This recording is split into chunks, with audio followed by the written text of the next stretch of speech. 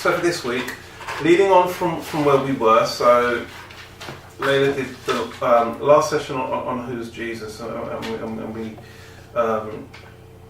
finished off looking at that, about who he is and why did he come, and the fact that he's declared us righteous.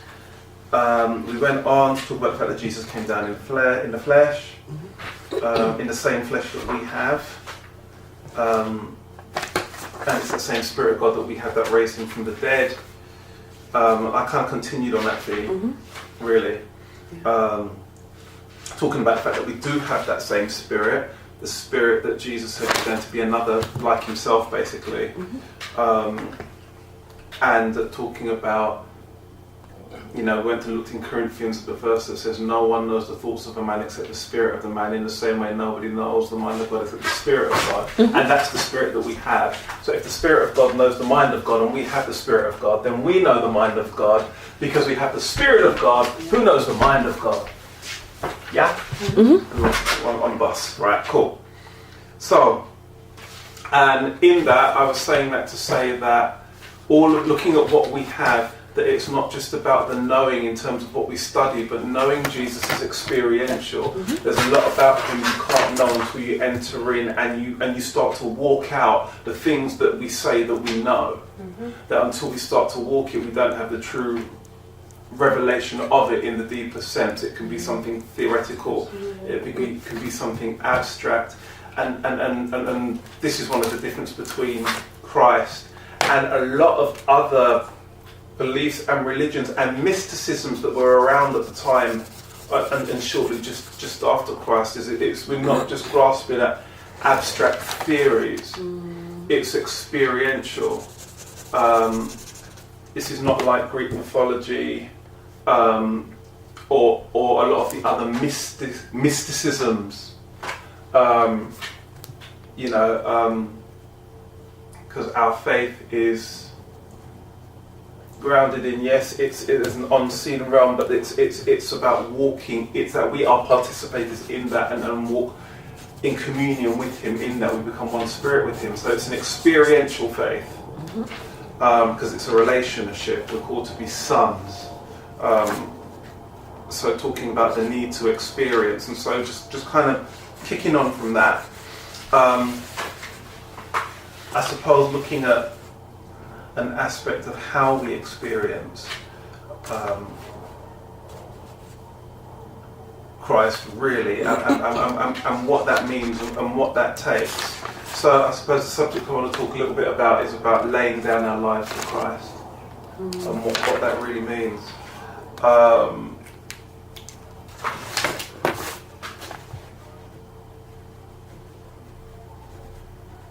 Okay. Alright, let me throw it out there then.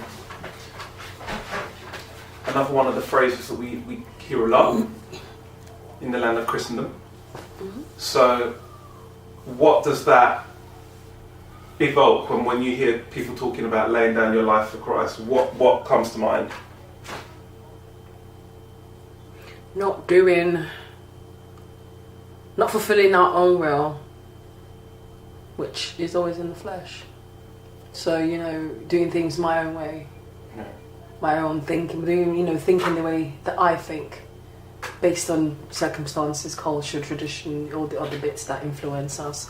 And if we say we're going to lay our lives down for Christ, it means that everything that pertains to my life, my finances, my work, my children, my family, like every aspect of my life needs to be under the subjection.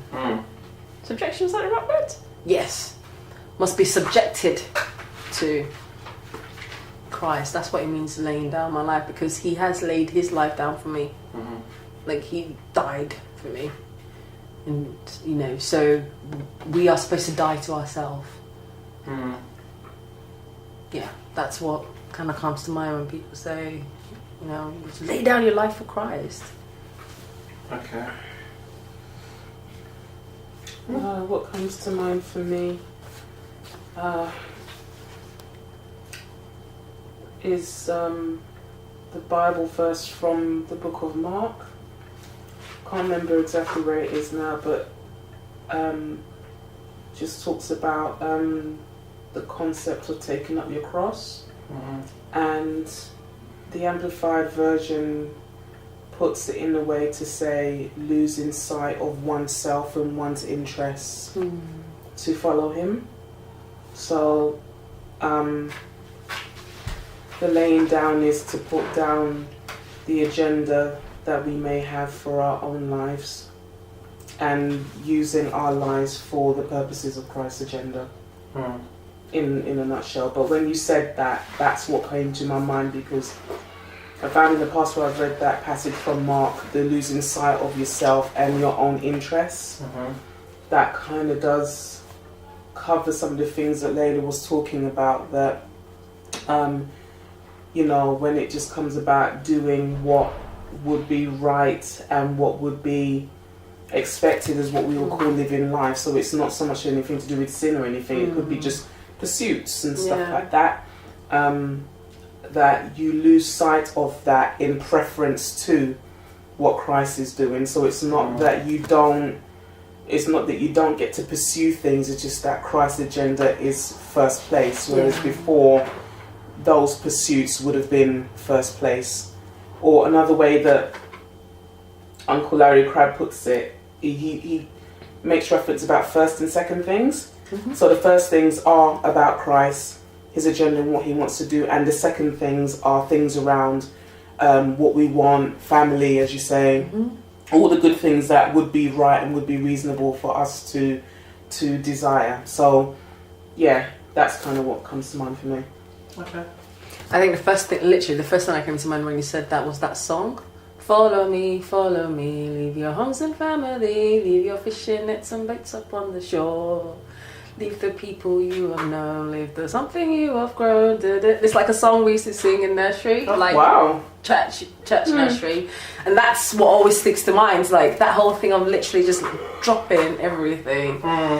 Leave your fishing nets up on the shore, leave the family you've known, leave the, you know, just and just follow him and what that looks like. And I think for me, I know more now, especially knowing identity, it does that. It's making more. That song makes more sense to me now, because you just sing it as a child. You know, you're shaking your shoulders, enjoying it. But that's what it means. Because for me, especially where I am right now, following Christ means that there are going to be some people I won't be speaking to moving forward, because they don't fit into where God is showing me my walk. Does that make sense? So it's not like, oh, that's it, you just sit in your house all day staring, you know, until Jesus comes, because that's your idea of following him. But following him is laying your life down for him, because as you're following him, there's things that you put down just naturally, just thought patterns, people, things. You just put it down because you realise, actually, I need my nourishment. From so little things like the TV shows we watch, for example, the music that we listen to, you know, all that starts changing as you as you follow Christ and lay your life down for his work and his will, and I'm gonna stop now. Yeah, well, cool. That's pretty good, guys. All right, let's see if we can expand it a little more and unpack it a wee bit. Let's look at Matthew chapter 6. I'm looking at it from the Amplified Bible, so I have my phone in my hand. So if you have an Amplified Bible, or you have it on your phone or on your cellular device, then please flip to the Amplified, because it's just something that it brings out I quite like. Do you know what I was about to say? Where's Matthew? But don't answer that, because I found it right at the beginning. It was good that you found it. That's the main thing, you know. Little victories day by day.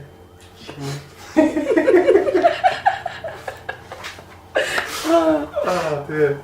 Okay, let's read Matthew 6:19 to 24. It will take a while because it's the Amplified.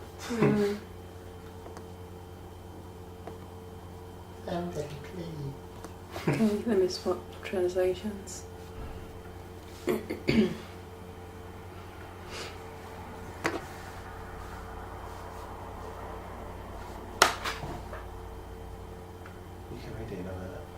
it's me you're waiting on. Sorry. Okay. Do not gather and heap up and store up for yourselves treasures on earth, where moth and rust and worm consume and destroy, and where thieves break through and steal. But gather and heap up and store for yourselves treasures in heaven, where neither moth nor rust nor worm consume and destroy, and where thieves do not break through and steal. For where your treasure is, there will your heart be also. The eye is the lamp of the body. So if your eye is sound, your entire body will be full of light. But if your eye is unsound, your whole body will be full of darkness. If then the very light in you is darkened, how dense is that darkness? No one can serve two masters, for either he will hate the one and love the other, or he will stand by and be devoted to the one and despise and be against the other. You cannot serve God and mammon, deceitful riches, money, possessions, or whatever is trusted in. Okay, so this all comes back from Jesus' Sermon on the Mount. So let's take it in chunks. So verse 19 he says, so do not gather and heap up and store up for yourselves treasures on earth, where moth and rust and worm consume and destroy, and where thieves break through and steal.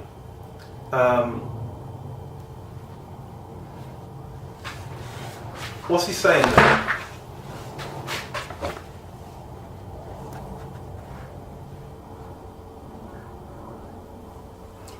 Treasures of the earth can be stolen and rust away. Essentially, and that we shouldn't store. Yeah, we shouldn't store up for ourselves treasures. Materialistic things. Okay. And so when he's talking about don't store it up, don't gather it up, don't heap it up, what's he actually saying? Well, the sense that I get is that in whatever you're doing, you're going to accumulate stuff. Mm-hmm. But the storing up kind of gives a sort of like an indication of the fact that you're not giving away, or you're not being a channel to give. So you're just literally your security is in those things. Mm-hmm. That's what I'm getting by the storing up. So you're doing whatever you can to kind of hold on to it, kind of thing. Mm-hmm. So it's not that you don't amass things in terms of just doing or being, if you, for example, if you become wealthy or whatever, mm-hmm. but just that mindset of storing, like you're placing everything in those things that you can't release them or you can't let them go. Mm. Yeah. Okay. Yeah. So what is a treasure? Something you value. Mm-hmm. Yeah, something that you... I mean, the natural tendency is to think of it in the material sense, whereas Layla said it's whatever you value, whatever you have your heart set on. Yeah. Yeah, exactly. That's what a treasure is. That's exactly what a treasure is. So as we say, something you value greatly, something you set your heart on is of great price to you. So we insert that in there and we say, all right, so we say what? So he says, right, so do not gather up and heap up and store up for yourself things. Here's my version now. Things that you prize the most, things that you value the most, things that your heart is set on. Mm. So I say, do not gather up and heap up and store up for yourselves things that you set your heart on, things that you prize the most, things that are of greatest value to you. Don't heap up those things on earth. So don't let the things on earth be the things that you treasure. Okay. That are your treasure. Because if they are, that's what you'll do. You'll heap them up, you'll store them up, you'll gather them up.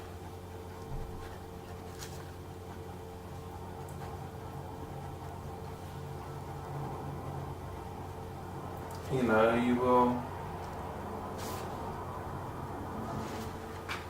you will find yourself at the Apple store at 3 in the morning when you couldn't make 6 a.m. prayer. This is true. Because that's what you value. Or the next sales. Yeah. I never understand that. You will get up on Boxing Day when there's no transport running really, and you will find yourself in Oxford Street, standing outside with your taser, ready for the next sale. I have to admit, when you said you'll find yourself at the Apple store, in my head I had the whole, why are you referring to a shop where you just buy apples as Apple store? Why would you just say Tesco? But I'm here now. So, thank you for catching up. Sorry. Yes. May the Lord give you speed.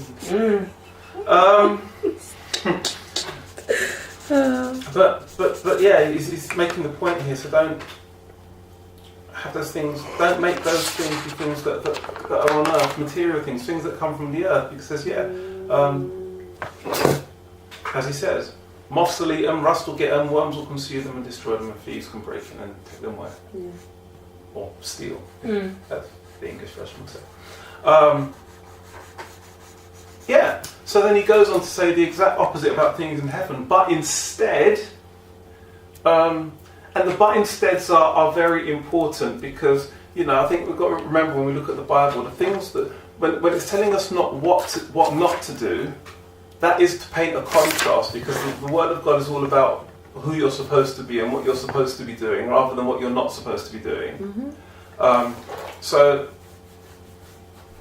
20. So but do gather, you could say, and heap up and store for yourselves treasures in heaven, where neither moth nor rust nor worm consume and destroy, and where thieves do not break in and steal. So you can insert that same thing again. It says, okay, so but gather and heap up and store up for yourselves things that you desire the most, things that you prize the most, things that are of great value in heaven.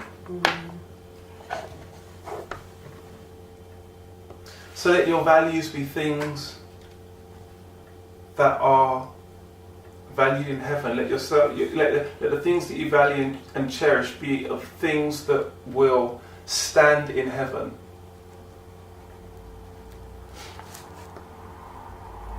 Things that are spiritual, things that are in line with the kingdom, things that matter to the kingdom.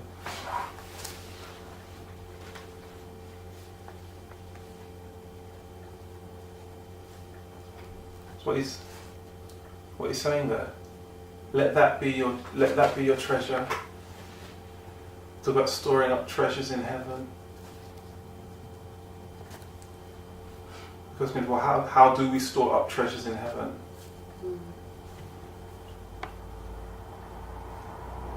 Yeah, how do we store up treasures in heaven? Yeah, how do we?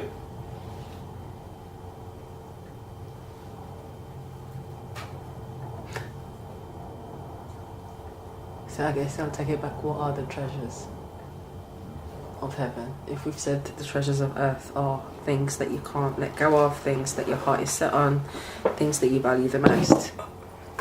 And I guess for me, I don't know, because I'm thinking about, treasures in heaven, I'm thinking about the crowns, first of all.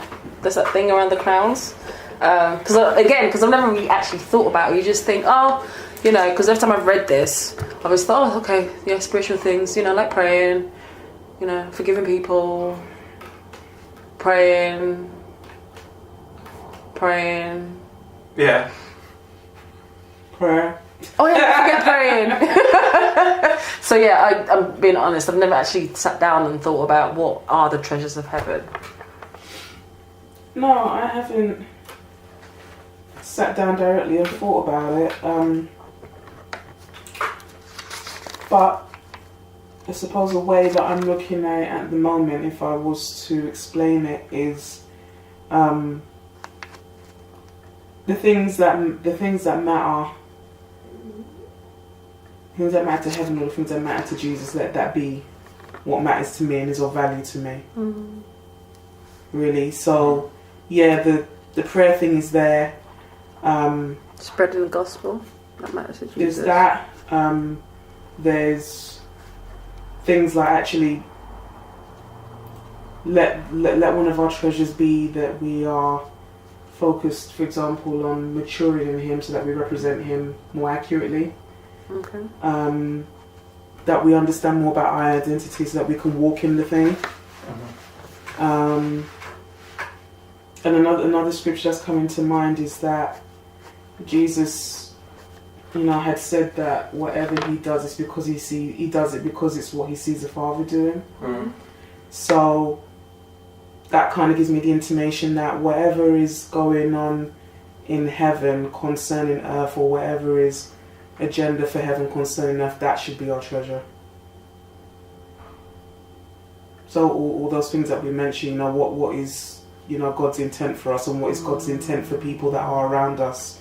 When we talk about taking our place in earth and doing certain things, those are kind of the agendas concerning heaven. So those are kind of things I think about here and now. Yeah. Okay. All right. Okay. Yeah. Interesting one, isn't it? I mean, one way that I kind of look at it is like this. There's one way you could look at it. Let's take, you could take a driving license, or you could take an academic qualification. Now, if you get a driving license in the UK and you go to another country, there are certain countries that will accept your driving license and allow you to drive even if it's for a limited period of time. Similarly, if people come to the UK, same thing, depending on where they're from, they may be allowed to drive for a certain amount of time on their license. Why does that happen? It's the same with academic qualifications. You can get an academic qualification in the UK, and depending on what it is, there are certain countries where you will go in the world and those qualifications are acknowledged and they're valued. So how are those things decided upon? Well, one of the things that they look at is do the standards of that driving qualification match the standards of our driving qualification? Do you come from a country where the systems and the laws of the road are similar or match the systems and the laws of our road? So, for example, if you look at an Australian highway, you could probably know what the signs are trying to say quite easily because they use the same sort of colours and kind of very similar signage to us. And it's the same with academic qualifications. They're looking at matching standards. Do the standards of the qualification over here match the standards of the qualification in our country? So can we recognise it? Can we regard it? Does it resonate with our kingdom? That's the question that's been asked. Similarly, in the spiritual realm, it's the same thing. When we're talking about what are the treasures of heaven, we're looking at what are the things that have regard in the kingdom of heaven. What are the things that the kingdom of heaven regards? What are the things that it acknowledges? What are the things that it esteems? What are the things that are considered right and good and true according to the laws of the kingdom of heaven?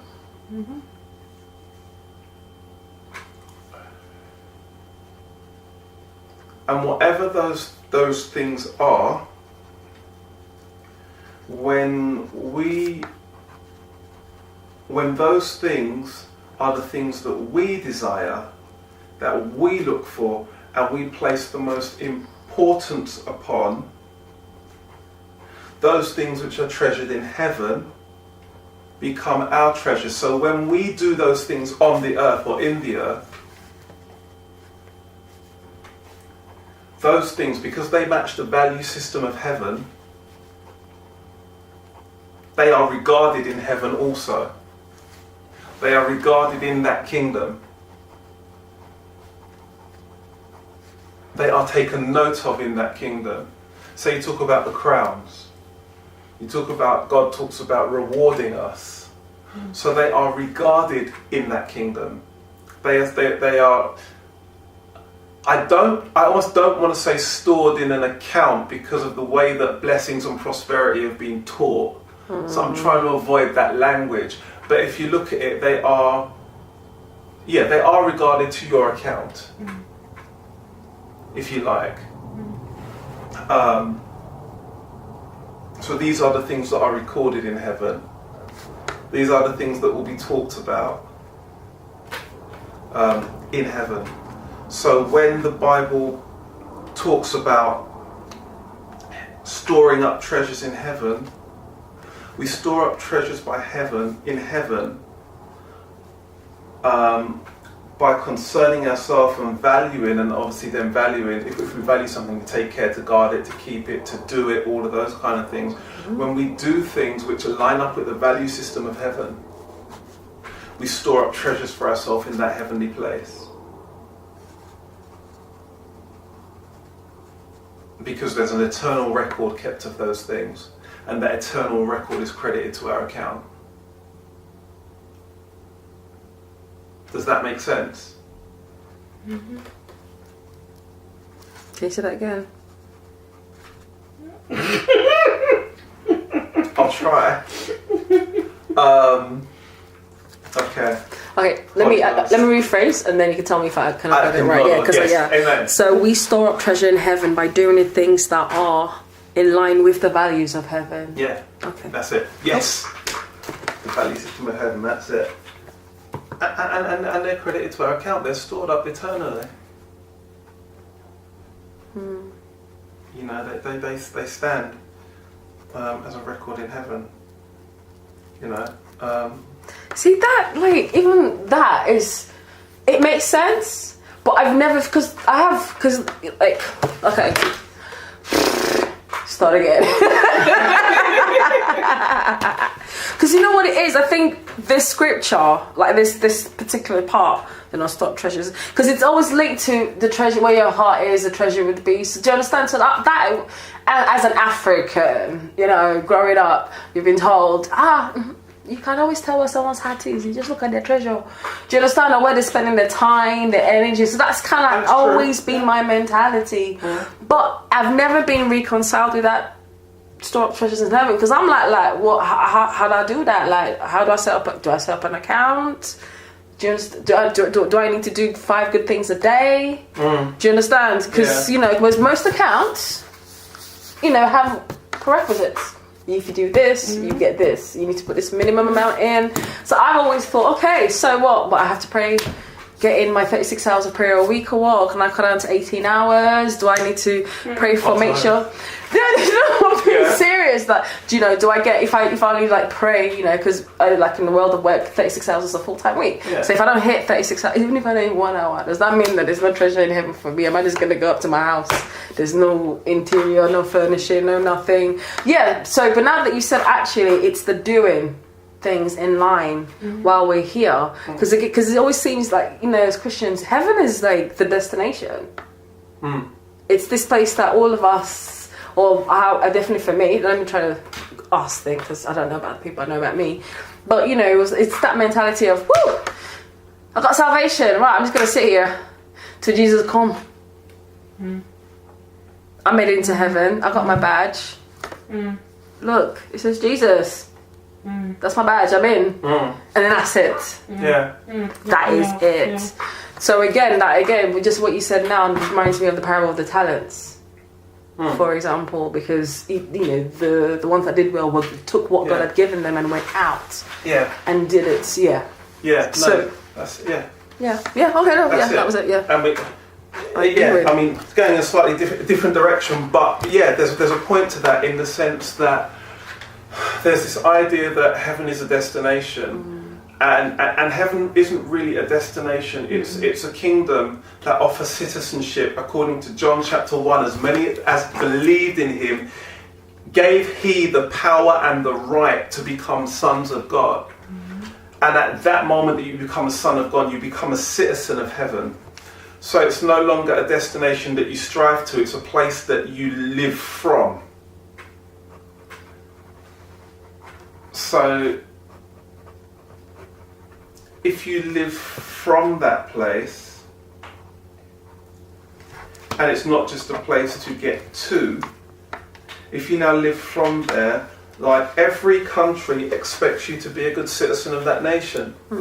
So now what does it look like to be a citizen of heaven? Some people say, you hear people, and I've heard it before, and back in the day I never really knew how to answer it. You hear people say, well, do you know what? There's all the talk about rewards, at the end of the day, it's not about rewards. I'm not trying to be, I'm not trying to be anything special in that sense or the greatest, I don't need this. At the end of the day, do you know what? Jesus, he's good, he's my Lord, he's my Saviour, and I'm just happy to be in.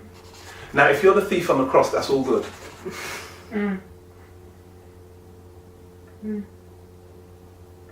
Because he didn't have the chance to do any works but believe. So that's all good. But if you've had citizenship, let's bring it to the natural. If you've had citizenship in the United Kingdom since 1990, and we can't see a day of work in your life, something's wrong with you. You're not grateful. In fact, you know how the benefit system works here? If you ain't paid in for long enough, when you need to go and claim from the benefit system, what do they say to you? They check how much, they check your NI credit, they check what you have paid into the system, and based upon what you've paid in, determines the benefits that you get out. I should have come to speak to you, because I did quagmire. But yeah, no, I do understand. Yeah, which is how the benefit system is working now. Yes. Right. So the kind of parallel I would bring is that, in the sense that, so it's just we understanding that if you're a citizen of a kingdom, you're expected to sow into that kingdom. You're expected to produce things which that kingdom recognises is of good and is of regard, and is of benefit and is profitable to that kingdom. So if you're a citizen of heaven from the day you get saved, which means that you have the benefits of citizenship, you have the rights of citizenship, you have the protection of citizenship, because these are all the things, even in the natural, we understand that citizenship brings. Yes. It brings protection. It means that the government of that country, and if you're in another country, the consulate of that country, the embassy of that country, is there to provide you with the power of that nation that you come from. When you are in a foreign country, the consulate is there to provide you with the power of the kingdom that you come from. So when we get saved and we are now pilgrims, as the Bible says, we are in a foreign place. And so when you get saved, you are now in a foreign and a hostile country, but you have the benefits of the embassy of heaven. You have the power that the kingdom provides, and that kingdom provides here. That's what you have. Then it's only natural then that if you're living from that place of empowerment, that there is something that is produced. Because in the natural, the embassy is a building that you go to. In the spiritual, God said, I'm going to put the embassy in you.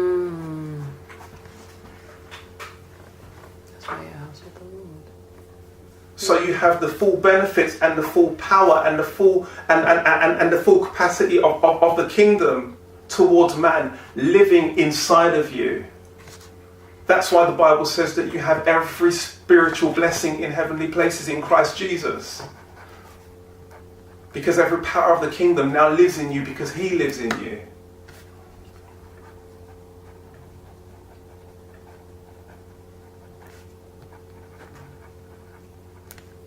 That's why if I pray and I bless you as another Christian, I can activate that which you already have, but I cannot really give you anything new because you already have it in you. In seed, I'm just a catalyst. You may not understand it, I'm just bringing out what's already there.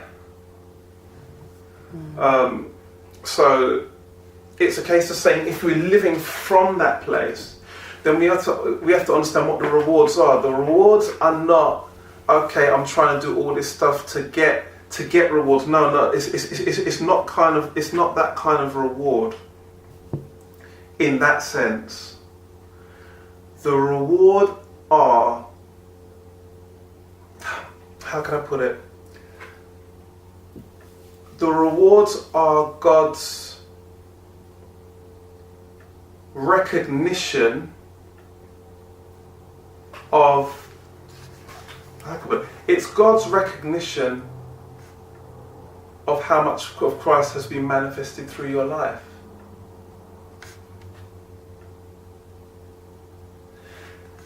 the manifestation of God through your life is a natural byproduct of knowing Him and sonship. So it's not this race where there are rewards for the few. God has said, I'm going to reward everybody for something that should be a natural byproduct of your life.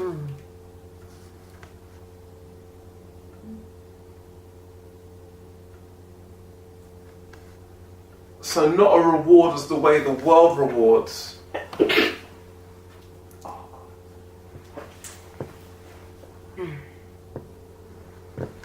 And so these are rewards open to all. And God is saying, I want to shower everybody with them. So, okay, you talk about the crown. There's a crown for soul winners. Soul winning is a natural byproduct of knowing Christ. Yeah. So this is more what the Father wants to give out of the abundance of His heart, out of love. That's what the rewards are. Not a prize for being the best. It's just what He wants to give you for just living as a son, for just living. Naturally living.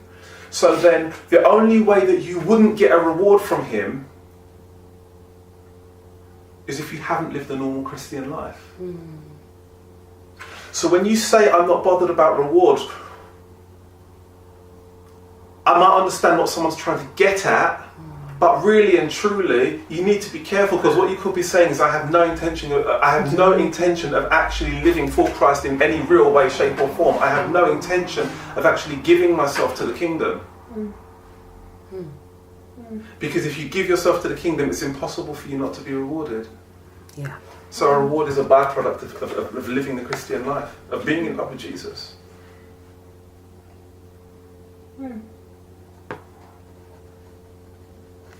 So it's the reverse. The only way you wouldn't get a reward is if you're selfish. Whereas in the world, sometimes people are selfish to get rewards. In the kingdom, it's the opposite. It's kind of like, those situations where me and Layla were talking about it a little bit before you came, but it's kind of like where people get, say, like humanitarian awards and things like that, where in their mind it wasn't actually about getting the award, they were just going about doing what they were passionate about and what was in their heart to do, whatever it is. Yeah. And it was recognised by an organisation or, a council of people that said, because of your work, this is what you've been doing, but it wasn't actually about getting the award. It was that it was recognised. Yeah, and I think the closest thing we have is the awards from the Queen. Yeah. And we have various different awards. Yeah. You can be a knight, you can be a dame, you can have an order of the British Empire. We have all of these things. So yeah, it's that sort of thing. But as you say, that was never the goal. Yes. It was just the byproduct. And it's the same there. So the verse says to us, so we to store up the treasures in heaven, and that's how we do it. We do it as out of the natural outflow of Christ in us and yielding ourselves to Christ in us. We regard the things that heaven regards.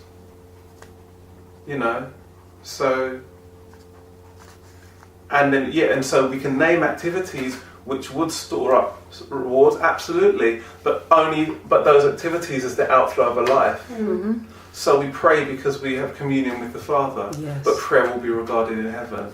We preach the gospel because we understand that God so loved the world, He gave His only begotten Son, and Christ came into the world not that the world would be condemned, but through Him the world might be saved. But there will be rewards for that, and so on and so on and so on. That makes sense? Yeah. Okay. And then he goes on and he makes a true statement. For where your treasure is, there will your heart be also. So wherever your value system is, whatever you regard the most, whatever is precious to you, that is where your heart is going to be, naturally. So if what you value is purely earthbound things, then that is where your regard is going to be. That is what you're going to love. That's what's going to be most important to you.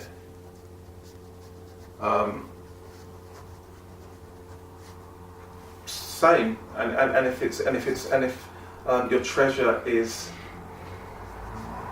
according to the value system of the kingdom, then that is what will be most important to you, and that is what your heart will yearn towards. And that's what he's trying to talk about when we talk about laying down your life for Christ. It's about where your heart yearns. What does your heart yearn for? What are the important matters of your heart, really? And it will show in it. And as you said earlier, it will show in your life. It will show. I think it's quite interesting because the Amplified, like this version talks, when it says, and there your heart, it says your wishes, your desires, that on which your life centers on. Yes. Yeah. That's why I picked that version, because of the amplification. Yeah. Desires and wishes, that on which your heart centers on. Yeah, exactly. And if someone could read, and do read all the brackets, because that's why I picked out the version. If someone could read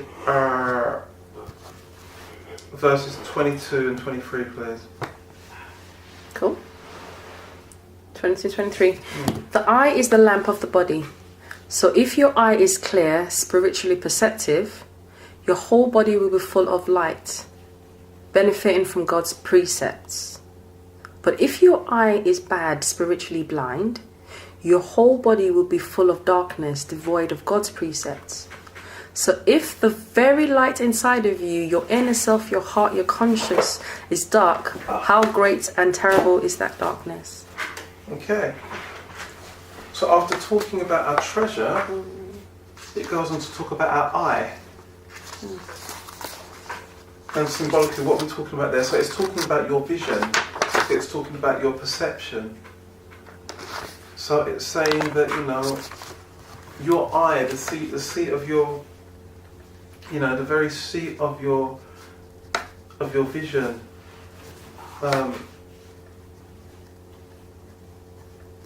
You could put it different ways. You could say your heart, the very centre of who you are, the very centre of what causes you to perceive a certain way, the way how you see. That heart is like the lamp of your body. So if your eye, if your vision, if the way that you see is sound. So if you're sound in your heart, in your concepts, in your ideals, in the way that you think, in where your desires are placed, then yes, your body will be full of light.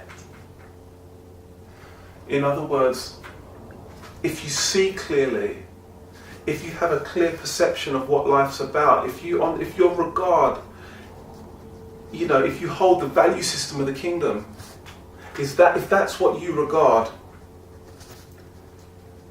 then you see clearly, your eye is sound, and if you regard that, your body will be full. You will be full of the knowledge of God. You will have the mind of Christ. You will think as he thinks. You will walk as he walks. You will have clarity of thought and understanding. And it links to so many other verses. You will have all of that stuff that we try and get in prayer lines. You'll have it. Without having to be in the prayer lines. Well, and the prayer line can't give it to you. The prayer line can open the door for you to now walk in it. But if you don't see clearly that peace that you're trying to have, that he said he will give to those whose mind is stayed upon him, it brings us back to Matthew. Your mind will be stayed upon him if you treasure the right things, if you value the right things. And if you value the right things, your mind will be on him. And if your mind's on him, you'll have the peace.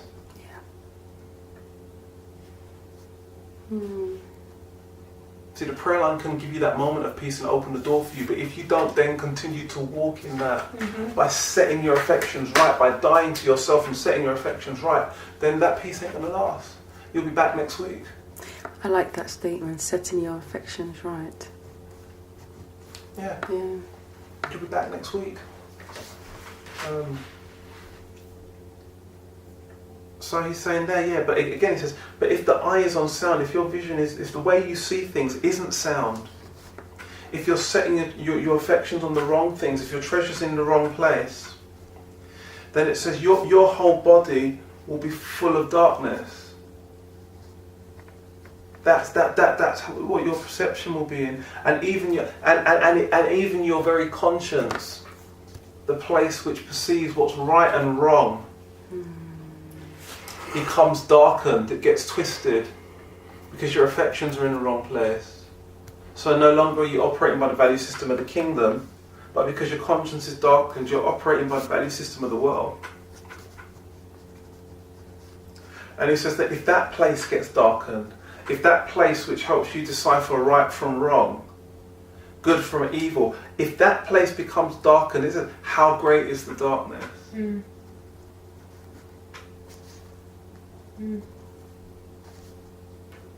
Because what you regard determines what you do.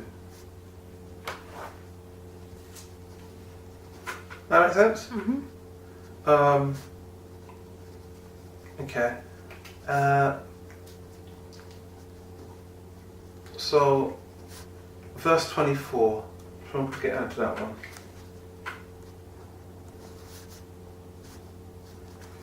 Okay. Sorry.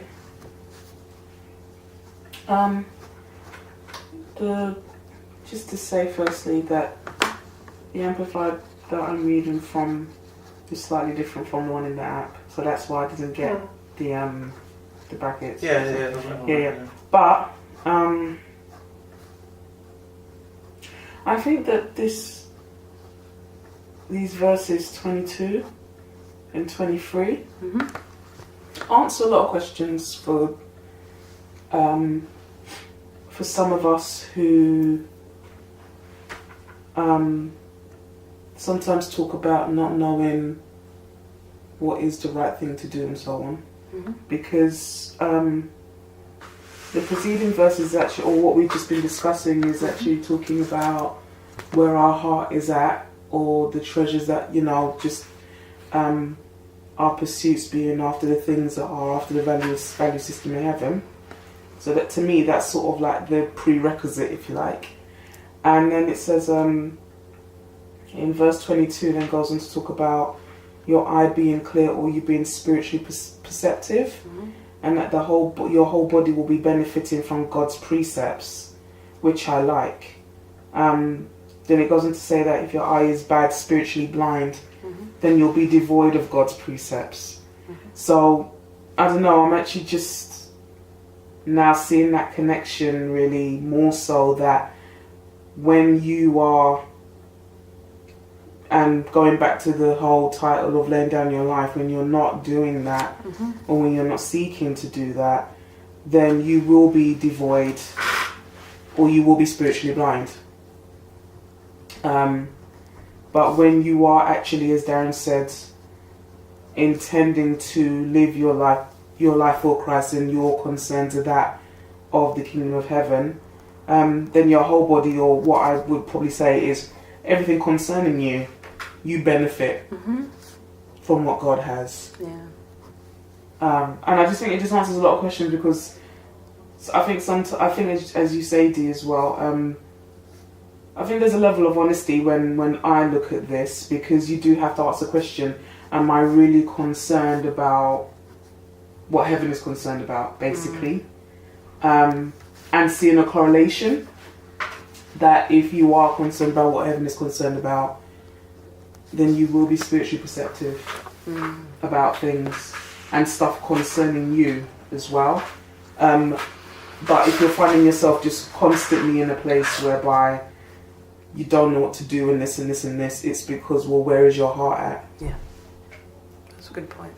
Because sometimes we can, I think one of the things that I like about the Bible is that it doesn't even conjoin things together, and it's not just everything's in isolation. Mm-hmm.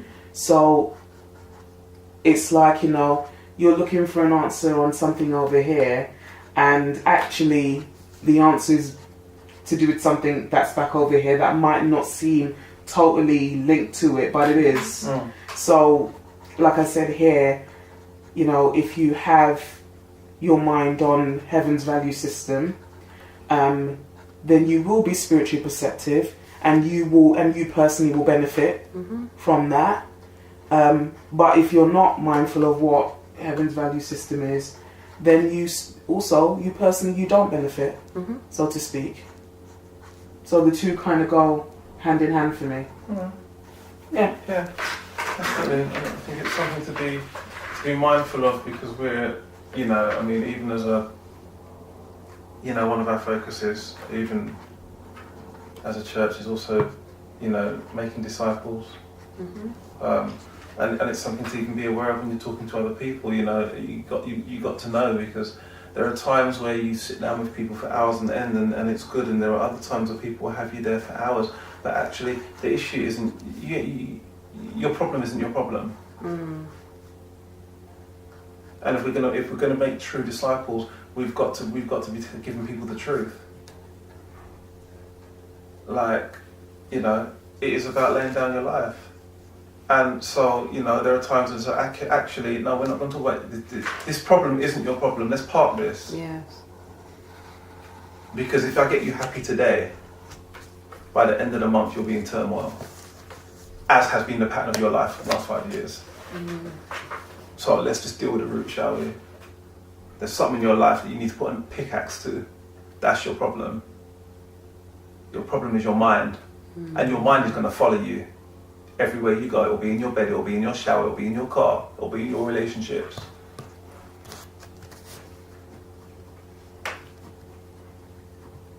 So yeah, it's just, you know, it does make it quite clear. Okay, I'm looking whatever verse it was. Verse 24, yes, because I'm just read that one for us.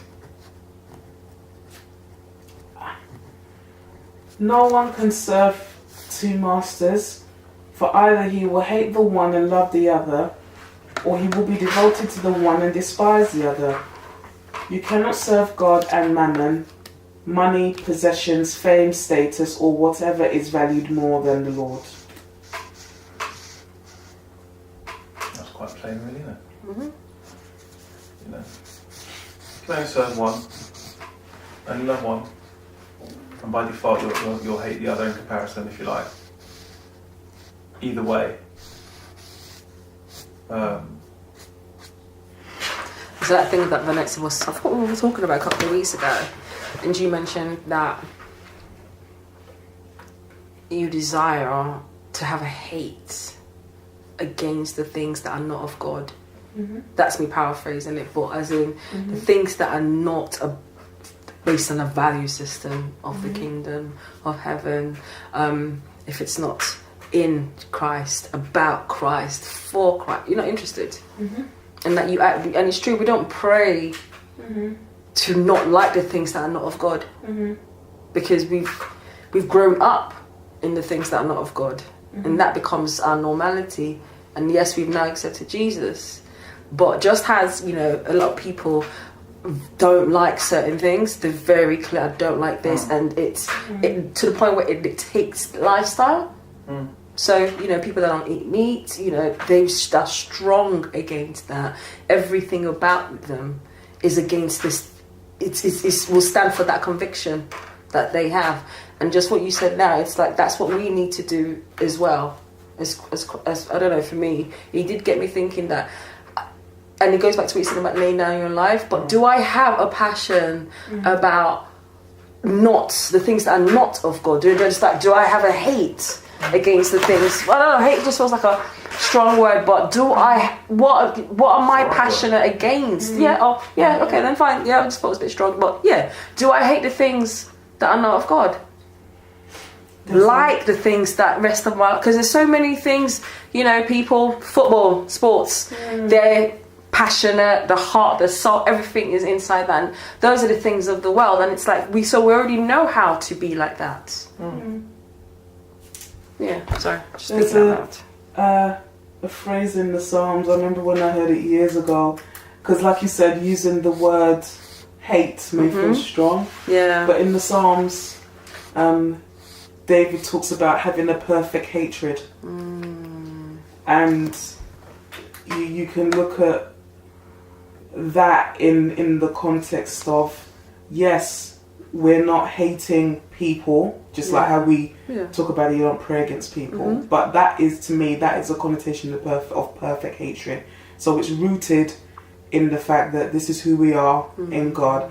These are the things that we're pursuing as a byproduct of being in Him. So therefore, we don't give any play or consideration to those things that are not from Him. So yes, what you're basically saying is that, yes, do we have that perfect hatred for the things that are not from Him? Because even verse 24, no one can serve two masters, for either he will hate the one and love the other. Right. So if I say I love Jesus, then that says then I'm supposed to hate everything that's not about Him.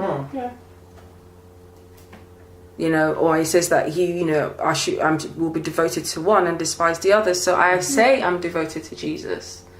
But what I'm just, even now, I'm thinking, like, what about my actions, my doing with this walk? Am I showing that I despise the things that are not of the kingdom? Because that's what Jesus just said there. If we say Jesus is the Lord of our life, the Master, then, and we say that we're loved and we're devoted to Him, then, yeah, you're right, we're supposed to hate and despise everything that is contrary to Jesus, our Master. Yeah.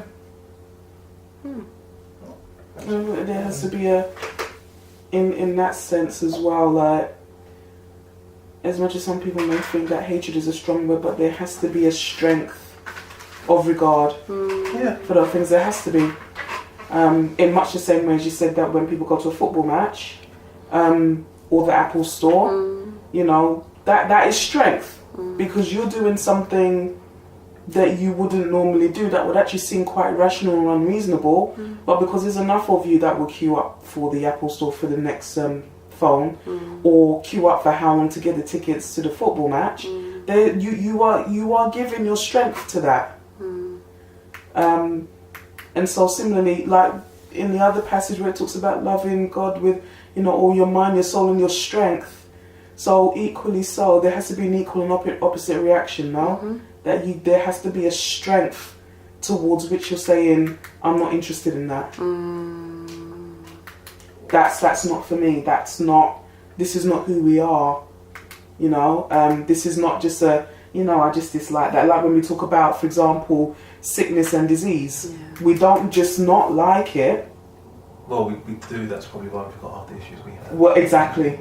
We don't hate it. We don't hate it. We build a theology to support it. Yeah. But Yeah. So do you see what I'm saying? So it's that same sort of thing, that there has to be a strength towards that. There has to be a strength towards those things that would come upon us, whether by the hand of the enemy or even by our own selves when we put ourselves in situations. There has to be a strength to it. So when we were talking a few weeks ago, and I would talk to God and say that I don't want to like these things. I acknowledge that there's an appetite here. I don't want to like these things. I want them to be an affront to me in the way that they're an affront to you. Yeah.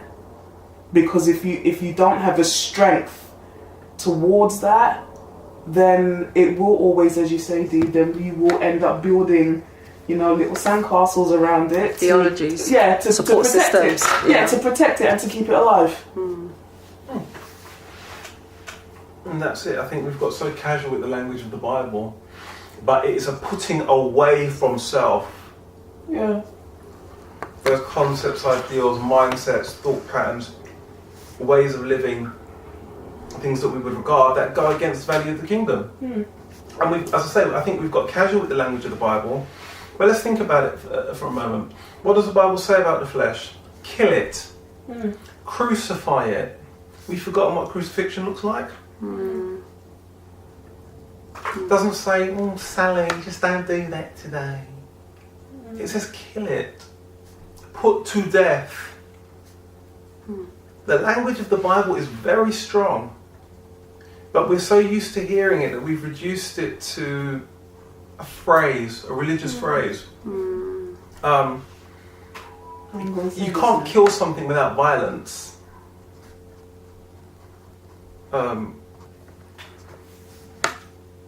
And are we violent in tossing aside that old nature?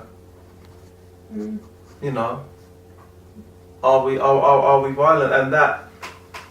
And to give it context, you know, that violence and that hatred for those things, which would go against the value system of heaven, which would go against the knowledge of God, means that when we see those things in other people, because that hatred, again, is all because of that, and it goes against God's created order, it goes against God's design for humanity and mankind, which we believe is good, which we believe is to love, is to bless, is to restore the rightful image and the dignity that man has, to restore their positions as sons.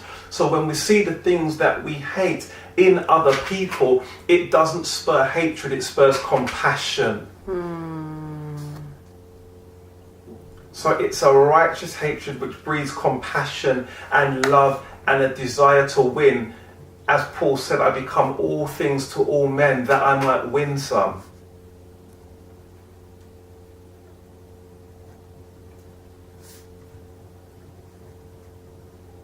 It doesn't inspire us to blow things up.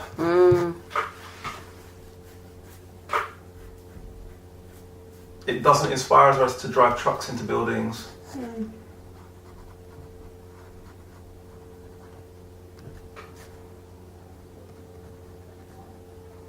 And I'm not pointing at any particular group. I'm just giving an example of, because in the world, hate often inspires a reaction of violence, it inspires a reaction against, it inspires a reaction to put people under, drive people out.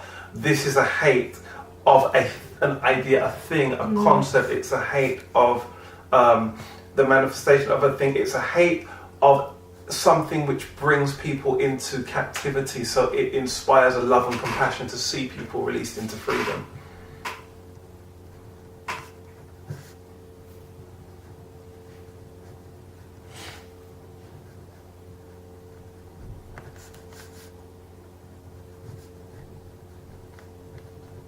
So, when you see people who say they're Christians and they so believe what the Bible says, that they hate homosexuals, they are so far outside of the gospel that it's not even funny. They are actually standing over the pit of hell with a cross in their hand and a Bible in the other. Because if your hatred doesn't inspire, as Darren Wilson would say, a furious love, then it's not Jesus. A love that can see the value in every person, that can look beyond whatever you're seeing on the outside, then it's not the gospel.